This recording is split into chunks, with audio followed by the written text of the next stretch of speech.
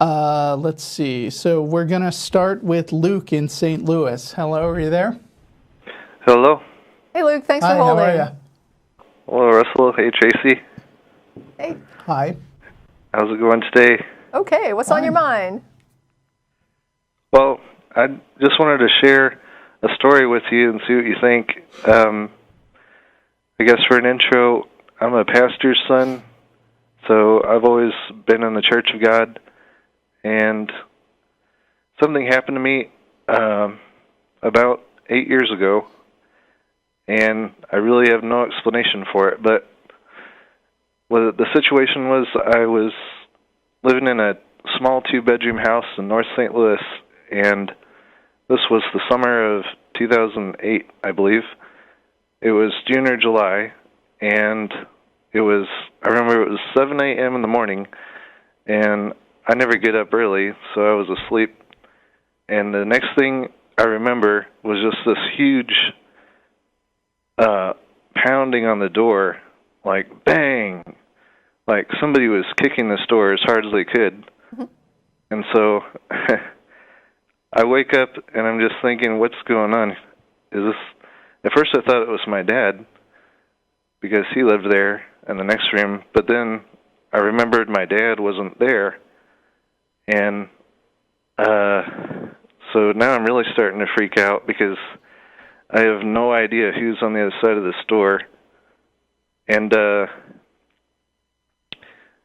I get up, I don't even grab my glasses, I get to the door, and when I turn the knob, it opens.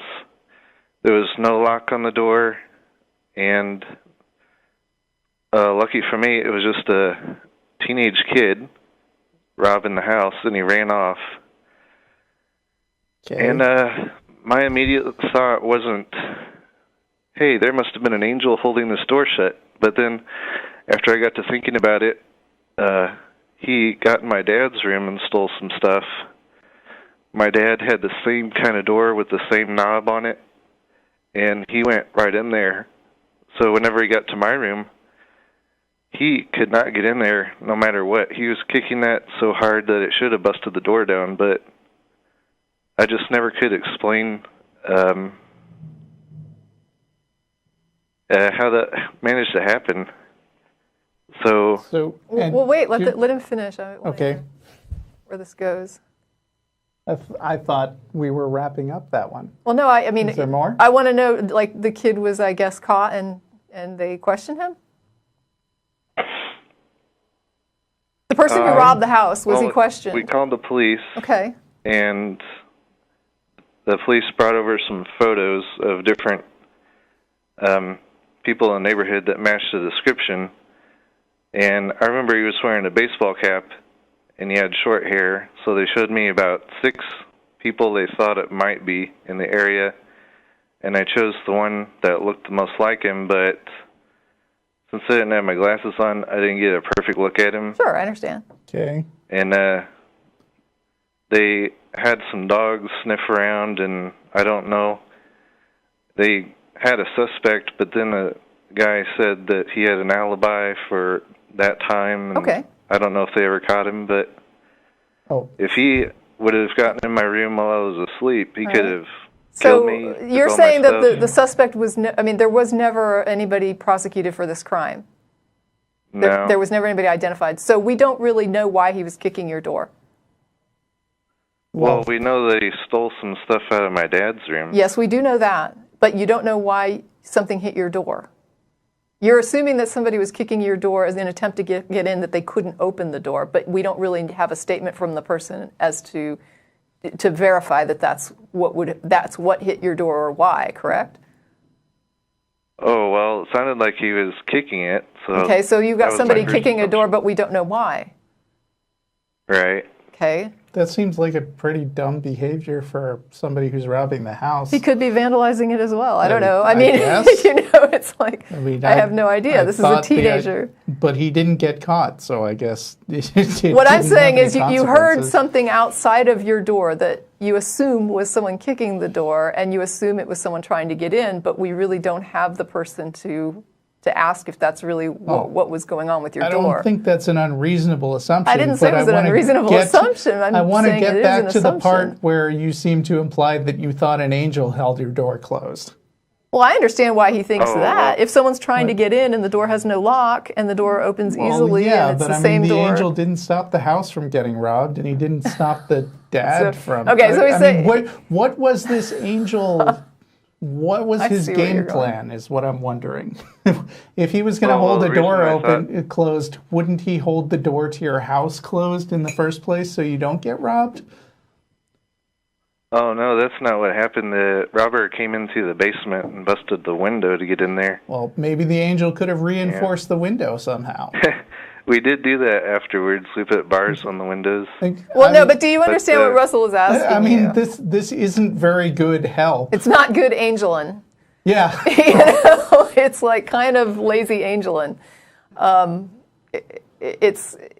The angel basically fell down when it came to letting somebody rob your house. I mean, I'm joking around a little because I don't see anything about your story to make me even start to guess that there was an angel involved. And of course, the other question is, if the door didn't open, we would have no idea if it was an angel holding it shut or why. Yeah. But I mean, I can't even get to a point where I know what the sound was that you heard outside the door. Right. And I mean, maybe the door was just stuck, or maybe the teenager was dumb and thought the door was stuck. I don't know. Well, angels would be really low on the list of explanations. Well, sometimes in robberies, there's a lot of mayhem. People don't always go in and just nicely open your drawers and so there's a lot of stuff that gets thrown around during a robbery. And I'm just saying things hitting a door might not necessarily be kicks. I'd say that, I mean, if there were angels involved, I'd say they were certainly helpful to the kid in getting away because it doesn't sound like they were a very competent robber. And when you first wake up, that's the other thing. Anytime somebody says, I was awakened, you're not really thinking clearly. You're still fuzzy-headed when you wake up. And this banging could have been all kinds of things. It might not have even been against... I mean, was there damage to your door? Was there evidence of a kick to the door? I didn't see that there was damage to the door, but the door worked perfectly fine. Right, but I mean, could the noise have been something else and not been kicking against your door? Could it have been something that sounded like your door being kicked and your door wasn't being kicked? I mean, my interior doors where I used to live and the interior doors where I live now, if you kicked at them, you would at least get a hole in it, even if the door didn't open. Because I've accidentally put holes in my doors before for the interior doors. I don't know, you might have had pretty heavy interior doors, but it would seem like you'd have a boot print or something on the door if someone was kicking it, even if it didn't open. Right. I didn't really... my main concern wasn't the damage to the door right then, so I didn't... I tried it, and it worked after he was there, and it worked before he was there. It never had any problems getting stuck before that, so based on all the other people that knocked on the door, this sounded exactly like that, except for much louder, so... Well, I mean but I've heard things before that sounded like something, and then I find out it's something else. Have you ever had that experience? Where you hear a thing and you think, oh, that's this or that, and then you go and you look and you're like, oh, no, it's this other thing, but it sounds just like that. That is true. I heard somebody raking leaves outside my window before, and I thought it sounded like somebody, coasting along in the house with I think, when wind goes through a ginkgo tree, I think it sounds like water to me, like running water. So, I mean... This sound was pretty unmistakable, so... you weren't awake. I mean, you had just come out of a sleep, though. I mean, it's not like you were at your heightened sensibilities here. And, I mean, even if the story happened exactly the way you told it, and the kid was knocking really loudly on the door, or kicking the door really loudly for whatever reason, again, angels is super low on the list of possible explanations that I would consider in asking why he didn't get in. There is absolutely nothing in your story. He could have had his arms full and been trying to kick a door in and just, not been able to grab the knob and then just ran out with it. I mean, I don't know. Maybe he's like, I've seen all these movies where cops kick in doors. It looks cool. I'm going to try it. The problem is... it didn't work. The problem is I have no idea what was actually going on the other side of that door. Yeah. Oh, well. I didn't hear anything whenever he got into my dad's store, so that's why I assumed he was able to open that silently. Probably was. And then he wised up and dropped his stuff. But he didn't have anything in his hands when I opened the door. He was just standing there. Okay, so you saw. Okay, yeah, you did say you got to look at the kid. Yeah. Yeah. Well, anyway. He didn't steal any of my stuff, so the angel stopped him from doing that, at least. Okay, but the It angel worked. let him rob your dad because he didn't care about your dad, who's a preacher, huh? Yeah. Like Tracie said, Well. bad angeling. Wasn't a total loss. All right. Yeah. Okay. Well, thanks for sharing. All We're right. going to go to the next For call. having me on. I'm going to Talk to say you when later. you're omnipotent, you should be able to do better than not a total loss. Yeah.